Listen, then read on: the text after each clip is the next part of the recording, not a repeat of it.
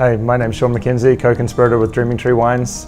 A relatively new brand here that we've been working on for the last 2.5 years with Dave Matthews.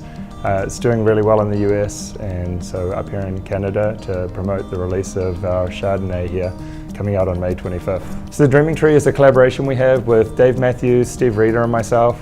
We're co-conspirators. We travel around California, find grapes that we think really express the terroir for that area, and then have put a couple of blends and a couple of individual varieties together. So we just did a great wine and food pairing right now. What we were showing was our Chardonnay from the central coast of California and our Crush from the north coast of California. Our Chardonnay is a blend of grapes that have been fermented in stainless steel and grapes fermented in barrels. And so we do that so we can preserve the fruit quality of the grapes and then bring in a little bit of the toasty and creamy character that you get when you ferment in barrels. The red blends have probably been the latest craze in the wine industry that we've seen as being super popular, triple-digit growth for several years running.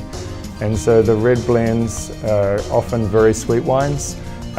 We saw a gap between these very sweet red wines and your more drier traditional style of wines, and created the Crush Red Blend here.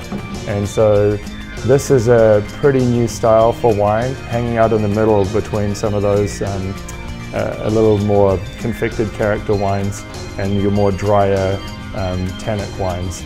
And so more red fruit, berry fruit, but still very soft in the palate and approachable. So I think that's why we're seeing the success we are with Crush. We also have white blends are I think going to be one of the next big trends.